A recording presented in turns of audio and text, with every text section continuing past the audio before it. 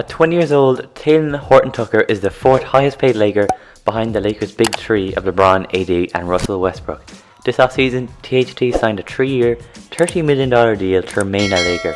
Last year was THT's first full year as part of the Lakers' regular rotation, and he did pretty well from last year, averaging 9 points per game, 3 assists per game, 1 steal a game, shooting 28% from 3, playing 65 games for the Lakers and playing 20 minutes a game. And it's looking like THT is going to have a different role though for the Lakers this year than he did last year. Last year, due to all the injuries the Lakers had, Talen was asked to be the playmaker for the second unit. His 3-point shot was not consistent at all, that's why he was shooting around 20%, but he was very good at driving to the rim. Obviously he's got that great wingspan and he's a pretty good playmaker, as I said. This year's role will be different as the Lakers have plenty of ball handlers now, like a LeBron, obviously the main guy. Westbrook was brought in to take playmaking responsibilities off LeBron, at least lighten the load off LeBron. Then off the bench you've got Kendrick Nunn, who the Lakers used their taxpayers exception, which that's like the most they could offer anyone. As I said, Talen Horton-Tucker is the fourth highest paid Laker, fifth is Kendrick Nunn on $5.6 million or something around that. So clearly with that one exception they picked Kendrick Nunn, so they must rate Kendrick Nunn, and he will have a big role for them come off the bench next season. So I expect Kendrick Nunn will be playmaking, being the main ball handler for the second unit. And then you've also got Rajon Rondo, one of the best playmakers, ball handlers, whatever you call him, of his generation. He's unbelievable at that. So if Kendrick Nunn or Westbrook has to miss time, Rondo will slot right in through that job. So THT won't have to do much ball handling, bring the ball up the court, much playmaking this year for the Lakers. What THT will be asked to do though is, and Coach Vogel said this in a recent interview, is he'll have a much bigger role on the defensive end. The Lakers, in that Westbrook trade, they lost both their best two perimeter defenders, in most people's eyes anyway, in Kentavious Caldwell-Pope and Alex Caruso. Now THT will be asked to replace those guys, along with Kent Bazemore on the defensive end. Bazemore at 32, he's a veteran in the league at this stage, so he will, at the start of the season anyway, for the first few months, I expect Bazemore to do most heavy lifting on the defensive end regarding the perimeter defense. But the plan seems like, anyway, for the Lakers, that THT will ease into that role and he'll be guarding some of the best guards in the league. As I said, he's 6'4", Talen Horton-Tucker, with a 7'1" wingspan. So THT has all the tools to be a great defender. And possibly, as I said, by the end of the season, he'll be able to guard opposing best teams' guards. Like, first people that come to my mind is CJ McCollum. Maybe THT will be able to guard those guys on a consistent basis.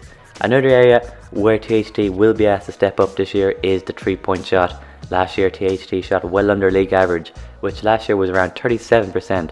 And in my opinion, if he can shoot around 34 or 35%, which is around a 7% increase from last year, I'll be very happy with that, and that'll become very useful for both the Lakers and THT as a player.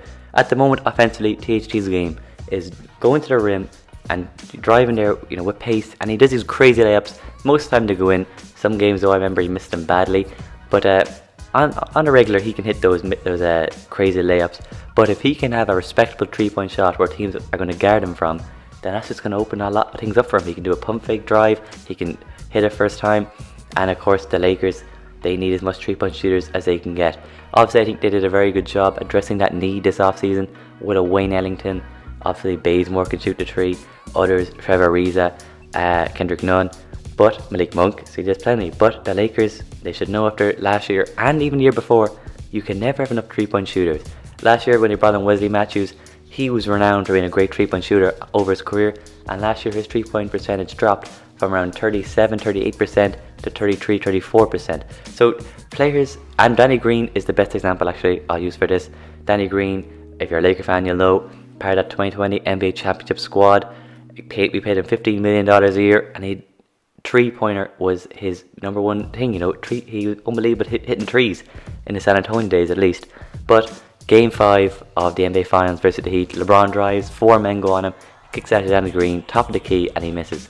Danny Green, his 3-point shot went down to the Lakers, so it proves that can happen to anyone, no matter how good of a 3-point shooter you are. So I expect at least 1 or 2 of a Malik Monk, a Kendrick Nunn, a Bazemore, and Ellington. I expect some of their shots, their 3-point percentage, to drop down a bit, because it just happens with every team. So if Talen Horton-Tucker can step up on that end of the floor and hit some threes at a fairly consistent basis, Even if he can hit the three where these teams would come out and guard him, because that will open the paint then for an Anthony Davis or even a Dwight Howard who's in there.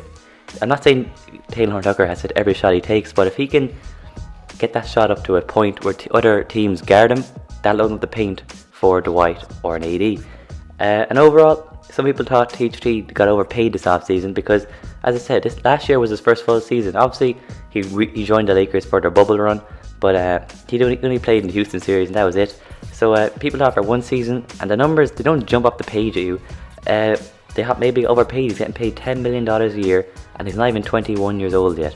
But I think this contract could look reasonable by the end of the season, because very good role players around the NBA get paid, or well, good role players anyway, get paid around $10 million a year. Prime example, look, Alex Caruso, a very good role player for the Lakers. What did the Bulls give him? Just under $10 million. So that seems to be the going rate for a good role player in the NBA. And I think THT has a much bigger upside than Caruso. We all love Caruso, and he did great for the Lakers.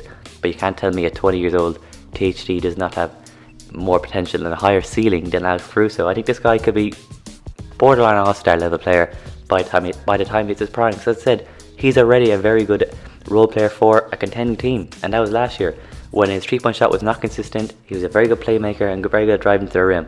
If he can do these 2 points I'm focused on in this video, which is perimeter defense and becoming a very big piece on the Lakers for on the defensive end, be like a KCP, be an Alex Caruso replacement on that end of the court, and if he can knock his 3-point shot up to 34-35%, then I think, THT, his ceiling, I don't know how high his ceiling's going to be, but I think it's borderline all-star if he can improve those things. But anyway guys, that's the video. Tell me in the comments below, what role do you think Talen Horton-Tucker will play this year for the Lakers? Will he even be in the regular rotation? I know it sounds like crazy right now, but the Lakers have a pretty stacked roster. I can see 12 or 13 guys on the current roster who can play every night. And of course, you cannot play 12 or 13 guys every night. So tell me what role do you think Talen Horton-Tucker will play in the comment section below. But anyway guys, with all that said, that's the video. Thanks for watching. Make sure to like the video, subscribe if you're new, and turn on notifications to stay notified. And all that said, I'm out of here.